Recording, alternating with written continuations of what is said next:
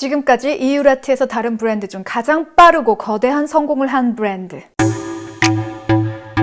내가 가지고 있는 명품 브랜드 의류 중에 이 브랜드가 가장 많더라. 오늘 우리가 만날 브랜드는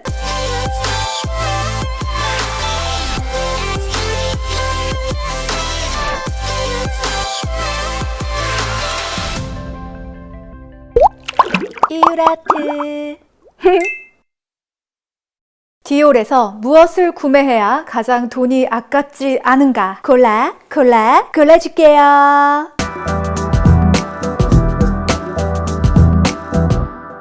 디올은 우리 이유라트에서 다룬 브랜드 중에 가장 부유한 집안에서 태어났어요. 1905년에 디올이 노르망디 지방에 있는 마을에서 태어나게 됩니다. 디올의 아버지는 상당히 커다란 사업을 하고 계셨고, 어머니는 정원도 가꾸고 패션에도 너무나 관심이 많은 귀부인이었어요. 디올이 아무래도 이런 예술적인 영감 같은 것을 어머니한테 영향을 많이 받았던 것 같습니다. 그래서 디올은 어머니와 함께 정원에 꽃을 가꾸고 그림 그리기를 좋아하는 소년이었어요. 그리고 디올이 10살이 됐을 때 디올의 가족들 모두 파리로 이사를 가게 됩니다. 디올의 아버지는 디올이 외교관이 되기를 바라셨어요. 그래서 1920년부터 1925년까지 에콜 리브르 데 시앙스 폴리테크 대학에서 공부를 했고, 그렇지만 디올은 건축이나 예술에 더 깊은 흥미를 느꼈습니다. 1928년에 자크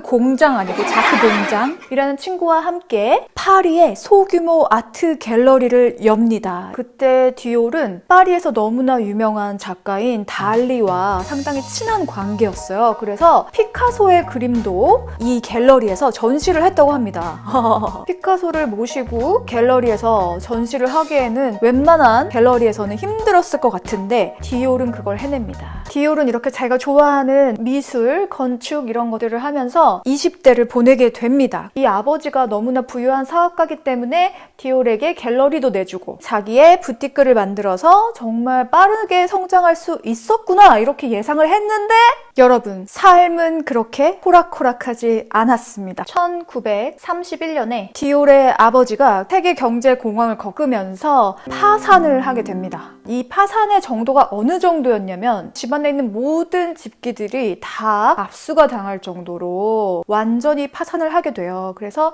디올도 이 당시에 건강이 상당히 악화가 됩니다.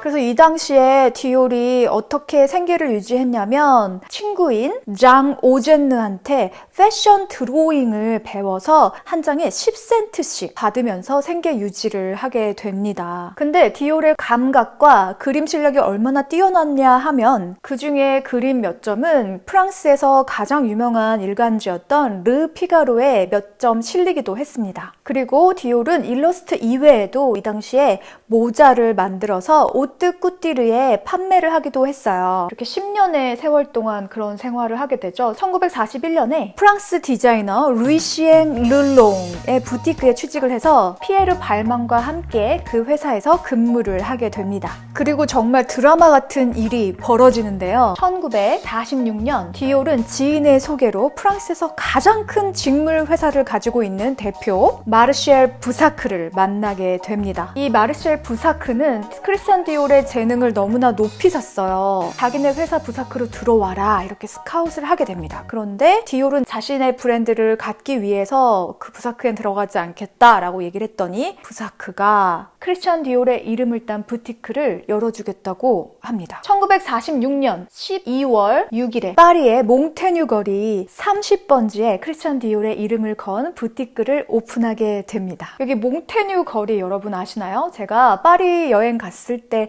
항상 들르는 곳이 몽테뉴 거리거든요. 건물 자체가 진짜 파리를 대표하는 건물 같은 이미지가 있고 너무나 아름다워요. 그리고 1947년 2월 12일에 첫 오뜨꾸띠르 패션쇼를 엽니다. 이때 크리스찬 디올이 그런 말을 해요.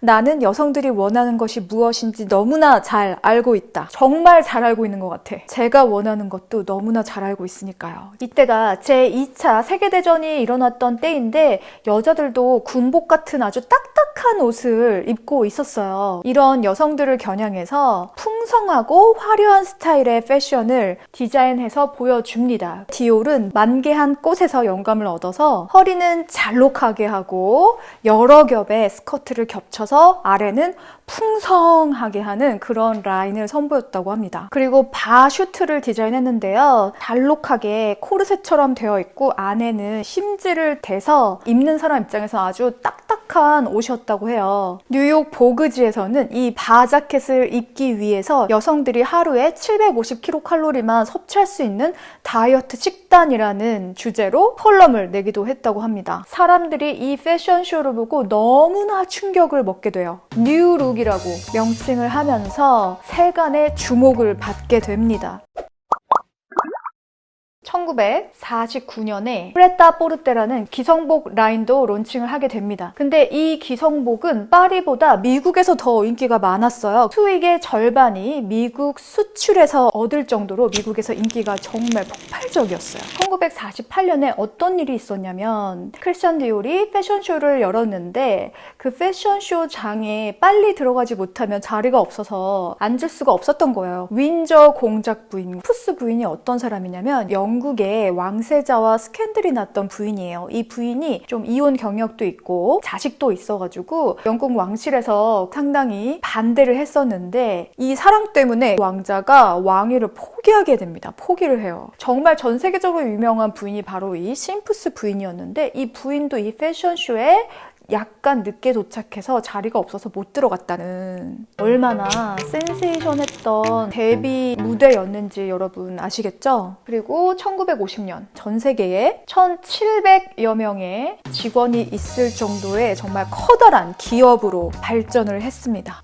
1956년 크리스찬 디올은 프랑스 산업에 기여한 공로를 인정받아서 레지옹 노네르 훈장도 받습니다. 그리고 디올은 이 의상에 알파벳을 붙여서 A라인, H라인, Y라인 이름을 붙여서 지금까지도 라인에 따라서 알파벳으로 불리잖아요. 이때 디올이 처음으로 이 시도를 했다고 합니다. 1957년 센세이션한 성공을 이뤘지만 심장마비로 사망을 하게 됩니다. 이때 크리스찬 디올에서는 21세의 젊은 나이의 디자이너인 너무나 유명한 입생 로랑을 수석 디자이너로 임명하게 됩니다. 첫 컬렉션을 발표했는데 이 트라페즈 라인이라는 명칭을 붙여서 발표를 했거든요. 패션쇼를 본 사람들이 입생 로랑이 프랑스를 구했다라고 했다고 합니다. 그러니까 이 디올의 브랜드의 파워가 프랑스라는 나라 자체에서 얼마나 중요한 역할을 했는지 볼 수 있습니다. 1970년에 까르띠에에서 디올에게 30만 달러를 줄 테니까 우리 회사에 넘겨라 이렇게 제안을 했었는데 디올에서 거절을 하고 초반에 전 세계적으로 날개를 훨훨 펼치면서 너무나 잘 나가던 크리스찬 디올도 1980년에 경영난을 극복하지 못하고 다른 회사로 인수합병이 되고 부사크 회사의 지분이 루이비통에 넘어가면서 사실상 루이비통이 디올을 인수합병하게 됩니다.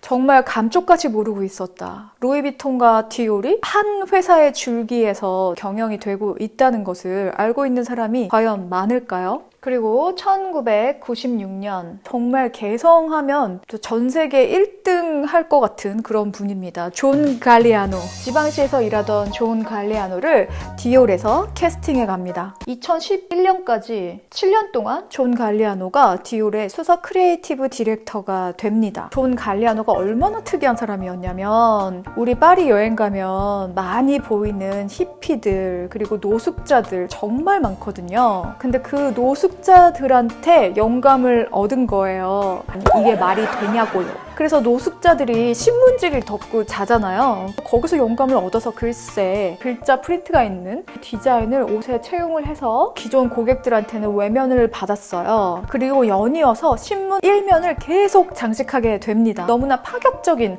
행보였기 때문이에요. 그런데 디올 본사에서는 이슈를 만들고 주목을 받는 것이 훨씬 더 현명한 선택이 될 것이다, 이런 말을 했다고 합니다. 그리고 1998년에 디올에서 주얼리 라인을 론칭하게 됩니다. 근데 이 주얼리 라인을 이끌어가는 디자이너도 집안에 보석들이 그냥 널려 있었던 거예요. 그래서 아기 때부터 그 보석들을 가지고 놀았다는 빅투아르드 카스텔란이 파인 주얼리 라인과 시계 라인을 디자인하게 됩니다. 청담동에 있는 하우스 오브 디올 매장에서 이 파인 주얼리들을 만나볼 수 있는데요. 건물 디자인도 만개하기 전에 장미 꽃잎 같은 연상을 시키는 디자인으로 되어 있고, 그 뒤에 네모난 박스 형태의 건물은 디올의 선물 포장 박스를 연상해서 디자인했다고 합니다. 안에 들어갔을 때 정말 그 화려함과 귀족스러운 감각 때문에 충격을 받게 되는데요. 그 매장 2층에 파인 주얼리들이 전시가 되어 있습니다. 보석의 색감과 정말 세밀한 그 디자인, 그리고 세공 때문에 나폴레옹과 왕비가 마치 착용을 했을 것만 같은 그런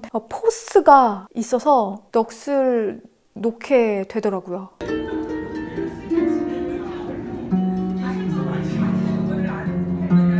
그리고 2011년에 드디어 라프 시몬스를 수석 크리에이티브 디렉터로 임명을 하게 됩니다. 이 라프 시몬스가 영입이 되면서 가장 눈에 띄게 했던 행동이, 전에는 사실 우리 여주 아울렛에 디올 매장이 있었거든요. 저는 거기서 정말 많은 상품들을 구매했었어요. 근데 라프 시몬스가 오면서 이 매장을 없애버린 거예요. 아울렛 매장을. 저 너무 흥분했나요?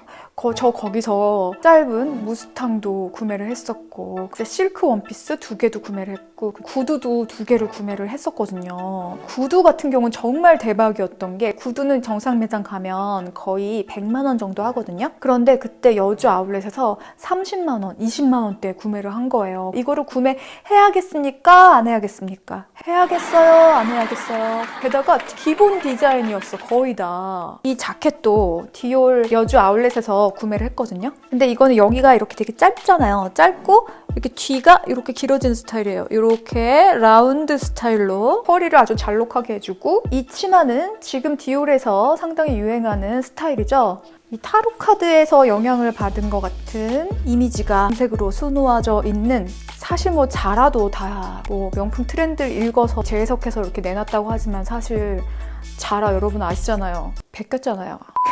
그래서 이렇게 한번 매치를 해봤습니다.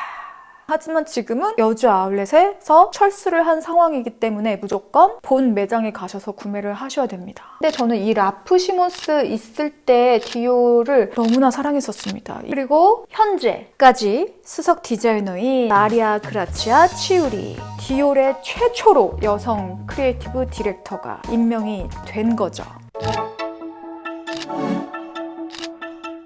그리고 마리아 그라치아 치우리가 2017년에 작품들을 론칭을 하게 됩니다. 근데 정말 유명한 티셔츠가 나오죠. We should all be feminist. 그 다음에 이때 론칭한 구두가 있습니다. 자 디올이라는 슬링백인데요. 정말 인스타그램에서 난리가 났었습니다. 디올에서 골라줄게요. 이제 레이디 디올백은 샤넬 클래식백이나 아니면 에르메스 버킨백, 켈리백 이런 것처럼 또 잘만 관리하면 3대가 쓸 수 있는 백이라고 저는 보는데요. 럭셔리하고 유서가 있는 브랜드의 가장 대표적인 라인이기도 하고요. 정말 여러 가지 컬러가 나오고 많은 예술가들과 콜라보레이션을 해서 정말 다양한 디자인의 레이디 디올백이 나와요. 그런 것들은 리미티드 에디션으로 상당히 가격이 오를 수는 있겠지만 저는 시즌 상품은 그닥 추천을 해드리지 않고요. 이런 기본 라인 중에서 여러분들이 블랙 컬러의 레이디 디올백이 없으시다면 블랙 컬러의 레이디 디올백을 사시는 거를 저는 권장을 하고요. 디올의 상징적인 이 패턴이 들어가고요. 양가죽이에요. 이렇게 안을 보면 제가 쓴 영수증들이 들어있죠. 이 안에 이렇게 통으로 되어 있고 위에는 열려 있는데 가죽으로 한꺼풀 덮을 수 있게 이렇게 되어 있습니다. 블랙 컬러 아니면 자기가 정말 원하는 컬러의 그 레이디 디올 백을 구매한다 이렇게 추천을 해드리고요. 이 디올 백은 스트랩을 따로 팔았었는데 이런 배지들을 자기가 개인적으로 골라서 부착할 수가 있었어요. 이렇게 장미랑 별이랑 이 컬러가 너무 마음에 들어서 이 하늘색을 포인트로 골라서 스트랩에 부착을 했고요. 이거는 조금 더 캐주얼한 의상에 어울릴 것 같아요. 이런 스트랩을 부착해서 이렇게 숄더로 매는 거는. 그리고 이거는 클러치인데요. 이게 지갑 겸용 클러치였어요. 안에 보면 이렇게 지갑 카드 같은 거 넣을 수 있게 구획 정리가 돼 있는데 이게 원래 컬러가 이 컬러였어요. 이 안쪽에 이 컬러. 이게 변색이 됐어요. 약간 갈색으로. 심지어 저는 이거는 클러치에 넣어놨었거든요. 제가 가방 얼마나 잘 보관하는지 여러분 아시죠? 이 클링크 소재의 이런 것들은 구매하지 마세요, 여러분. 추천드리지 않습니다. 너무 아까워. 그래서 레이디 디올 구매해라. 돈이 아깝지 않은 디올 제품 두 번째, 슈즈들인데요. 제가 명품 브랜드 슈즈 중에 가장 사랑하는 브랜드 두 개가 바로 로저 비비에랑 이렇게 하면 안 되겠다. 로저 비비에랑 디올이거든요. 로저 비비에라는 슈즈 브랜드는 이건 역사에 남을 브랜드야. 디올도 같은 계열의 디자이너예요. 그래서 디올 슈즈도 로저 비비에 못지않게 너무나 아름답고 정교하고 섬세하다. 저는 구매한 것들이 지금 디올에서 5가지가 있는데 후회 없고 볼 때마다 너무나 행복합니다. 그리고 신었을 때 편하고요. 제 발 모양에 상당히 잘 맞아요. 그래서 슈즈 라인들 괜찮다. 그리고 세 번째, 디올 하면 상징적인 의류 중에 한 라인이죠. 바 자켓. 바로 이 자켓인데요. 그 블랙 라인 자켓은 기본으로 누구나 가지고 있어야 되는 아이템이고 블랙 컬러가 저렴한 옷감으로 만든 자켓은 빈해 보입니다. 그 블랙 컬러라는 게 상당히 까다로운 컬러거든요. 좋고 고급스러운 옷감은 블랙 컬러가 상당히 촉촉해요. 그래서 이 블랙 컬러의 바 자켓 구매해 보시는 것도 내가 이 몸매를 할머니 될 때까지 유지를 할 수 있다면 평생 입을 수 있는 자켓이다. 그래서 저는 2가지 자켓을 지금 가지고 있고요. 2부 영상에서 제가 디올 구두와 백과 제가 가지고 있는 의류들 보여드릴게요. 기대해주세요. 치유리가 크리에이티브 디렉터가 되고 정말 마음에 드는 광고가 지금도 이 광고를 TV에서 하고 있어요. 나탈리 포트만이 향수 광고에 나오는데요. 그 광고를 보고 제가 어떤 느낌을 받았냐면 난 나야. 내 인생은 내가 결정한다. 나는 그 무엇을 위한 도구도 아니고 누군가를 위해서 존재하는 게 아니야. 난 나야. What would you do for love? 이런 메시지를 주고 있는 것 같아요. 그래서 제가 또 디올을 너무나 사랑하는 것 같습니다. 제가 사랑하는 만큼 1부, 2부에 걸쳐서 디올에 대해서 얘기를 할 건데요. 이번에는 역사와 디올 브랜드가 성장한 배경, 어떠한 생각으로 이 브랜드를 유지해 왔는지 이런 걸 알려드렸고요. 2부에서는 제가 가지고 있는 디올 개인 소장품들로 코디도 보여드리고 더 자세하게 리뷰를 해드리도록 하겠습니다. 여러분, 오늘도 예술이야. 오늘도 이유라트.